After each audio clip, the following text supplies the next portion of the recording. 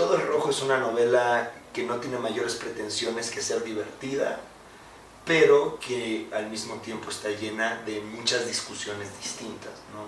Discusiones sobre cómo nuestras ideas políticas se siguen manifestando en las situaciones más extremas, ideas sobre cómo nuestros nacionalismos se manifiestan cuando nos sentimos arrinconados, sobre todo en el extranjero, ideas sobre cómo nos empieza a preocupar lo que comemos y cómo comemos cuando estamos en una situación límite. Las buenas obras literarias son las que tienen muchas lecturas distintas, ¿no? Que podemos leer una gran novela porque es entretenida, pero al mismo tiempo nos puede dejar pensando en muchos temas. Chile es el lugar perfecto para el apocalipsis zombie.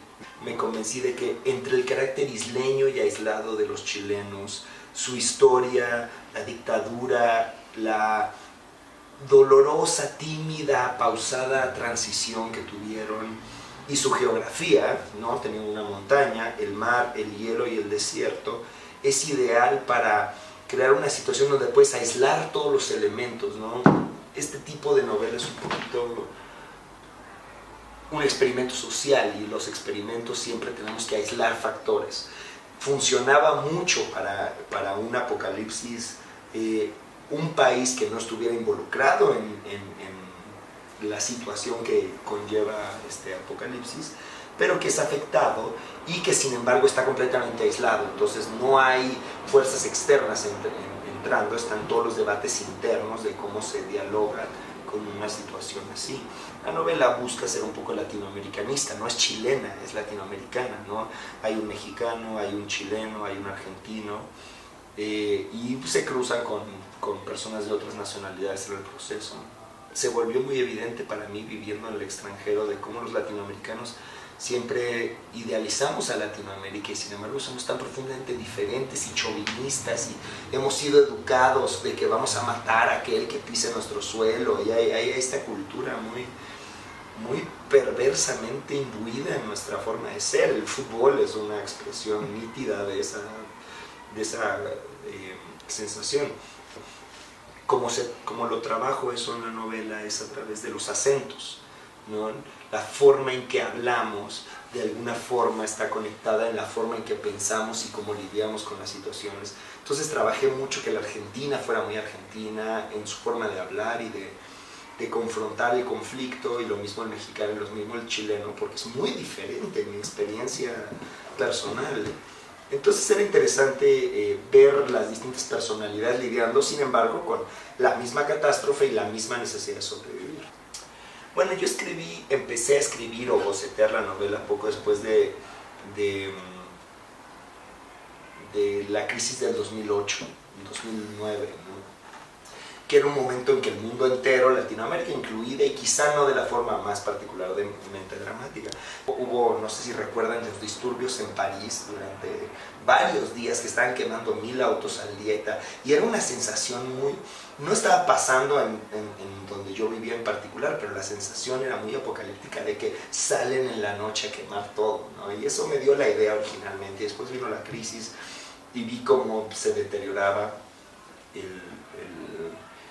el ambiente económico y me puso a pensar mucho en cómo Chile sería un lugar perfecto para confrontar lo que sucediera si realmente todo se acabara. Y ahora que ya es mainstream y que todo el mundo ve The Walking Dead y que ya se ha vuelto de moda, ya no suena particularmente nuevo, pero lo era en ese momento, y para mí siempre era interesante esa fantasía que es finalmente como la fantasía reaccionaria que se promovía de que iban a venir los comunistas a robarte a los niños y a comérselos, y la fantasía comunista de que iban a venir los capitalistas a robarte todos. Es un debate muy ideológico, y que los zombies, lo que hizo Romero fue realmente meterle ideología a ese tipo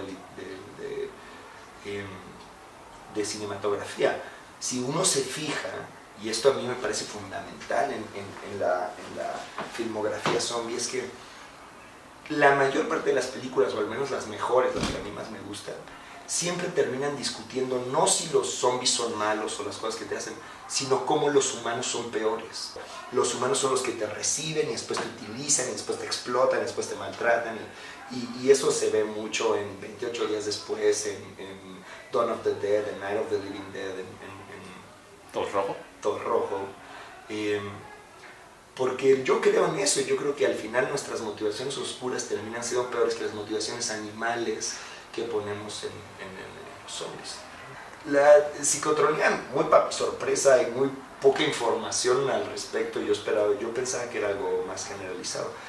El término psicotrónico se empieza a utilizar en los 70s tardíos, 80s en particular, para describir un tipo de cine que tenía dos factores fundamentales.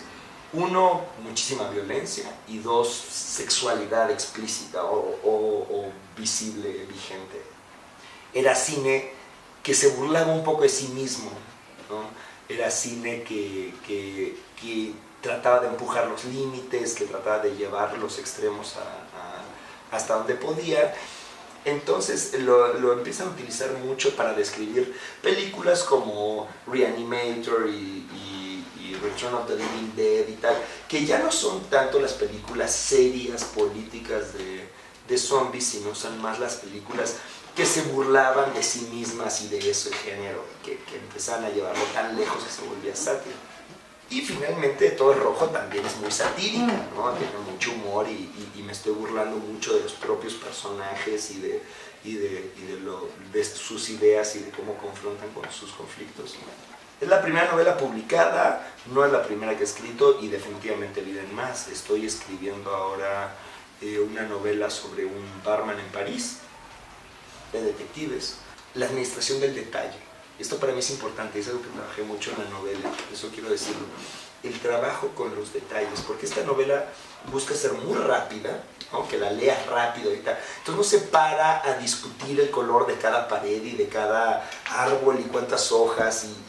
Y siento que hay muchos escritores que invierten de pronto y no estoy gobernando a nadie, pero de pronto hay una inversión excesiva en crear imágenes. Y lo que yo busco mucho es crear un flashazo y que tú puedas llenar la imagen. Y esto es especialmente importante cuando estás hablando de violencia, cuando estás hablando de sexo y cuando estás hablando de diversidades culturales, ¿no? Lo que trato de hacer mucho con mis personajes es que no se revelen tanto y sin embargo que nos digan mucho de quiénes son con pequeños detalles.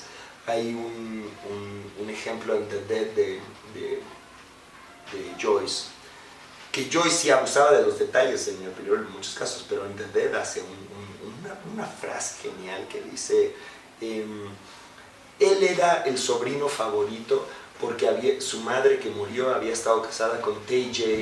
Rulock de tal empresa, ¿no?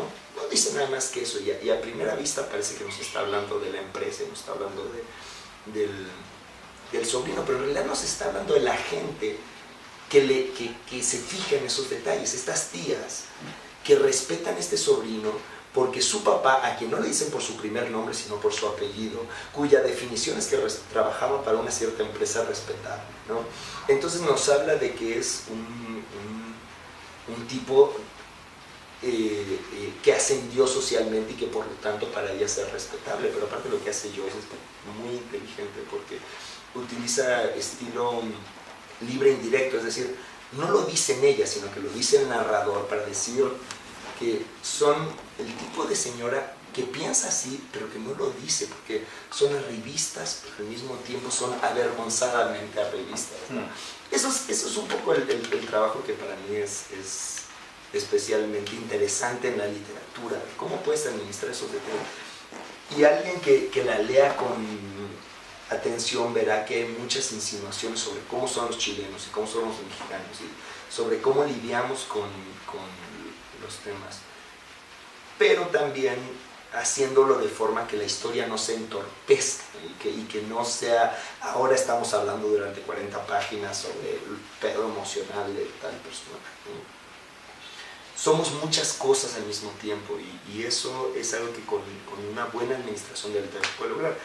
No sé qué tanto lo he logrado, pero ciertamente la explicación está ahí, ¿no? La heterodiscursividad, ¿no? Que es cuando la construcción de la novela es un trabajo en realidad muy técnico, es mucho menos creativo de lo que parece, es muy técnico, porque tienes que estar discutiendo en distintos niveles y distintos tonos simultáneamente, construyendo una historia que sea articulada. Entonces tienes personajes y mi herramienta en este caso son los acentos, lo que mencionaba antes, los acentos de los personajes, pero porque estás hablando desde un narrador que ve ciertas cosas pero no lo ve todo, ve más a un personaje que a los demás, o sea, habla más sobre uno que sobre los otros, pero al mismo tiempo está transmitiendo cosas. Y los personajes tienen diálogos en los que ninguno se está entendiendo muchas veces, ¿no? Y yo siento que nuestra responsabilidad social tiene mucho que ver con aprender a vivir en un mundo heterodiscursivo donde hay muchas formas de discutir y hay muchos acuerdos difíciles de alcanzar porque no estamos aprendiendo a escuchar los distintos niveles de la voz de la gente.